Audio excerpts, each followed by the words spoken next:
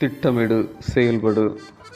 வெளியில் உன் வேலையை எத்தனப்படுத்தி வயலில் அதை ஒழுங்காக்கி பின்பு உன் வீட்டை கட்டு. நீதிமொழிகள் 24:27.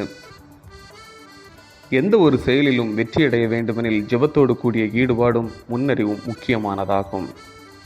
வாழ்வில் வெற்றி பெறுவதற்கு திட்டமிடுதலும் தயார்படுத்தலும் முன்னேறி செல்வதும் முக்கியமானவை.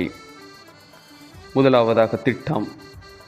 வெளியில் உன் வேலையை எத்தனப்படுத்தி. நீதிமொழிகள் 24:27a. எத்தனப்படுத்தல் என்பது முன்னேற்பாடுகளை செய்தல் அல்லது திட்டமிடுதல் என்பதாகும்.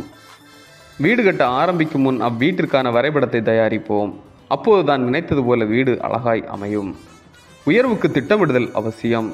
திட்டமிடுதலுக்கு உழைப்பு முக்கியம். நேரத்தையும் பொருளையும் அறிவையும் ஆரோக்கியத்தையும் திட்டமிட்டு செயல்படுத்த ஒப்பு கொடுக்கும் போது வெற்றி நமது உடையது ஆகும். தயார்படு. வயலில் அதை ஒழுங்காக்கி. நீதிமொழிகள் 24:27b. வயலில் பயிரிடுதலுக்கு முன்பு நிலத்தை உழுது பண்படுத்தி சீர்படுத்தி ஒழுங்காக்குவார்கள். முன்னேறுவதற்கு முன் ஆயத்தம் அவசியம். மணவாளனின் வருகையில் அவரோடு இணைந்து கொள்ள புத்தியுள்ள கன்னிகைகள் தங்களை ஆயத்தப்படுத்தியிருந்தனர். சோம்பலும் உதாசீனமும் தாமதப்படுத்துவதும் உழைப்பதற்கும் ஆயத்தப்படுத்துவதற்கும் எதிரானவை என்பதை அறிந்து அதற்கேற்ற நிலையில் நம்மை ஆயத்தப்படுத்திட வேண்டும். 3. முன்னேறு. பின்பு உன் வீட்டை கட்டு. நீதிமொழிகள் 24:27c. முன்னேறு என்னும் வார்த்தை போரில் அதிகம் கேட்கப்படும் ஒன்று. எதிரியை அழிக்க சரியான திட்டமிடுதலும் முன்னேற்பாடும் முன்னேறுவதற்கு துணை புரியும்.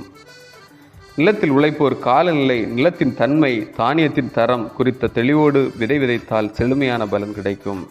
கண்மலையில் தன் வீட்டை கட்டிய புத்தியுள்ள மனிதனைப் போல கடினங்களை நமது வெற்றியின் பாதையாக்கும் போது முன்னேற முடியும். அப்பொழுது கடவுள் நமது மன விருப்பத்தின்படி நமக்கு தந்தரலை நமது ஆலோசனைகளை எல்லாம் நிறைவேற்றுவார். சங்கீதம் 20:4.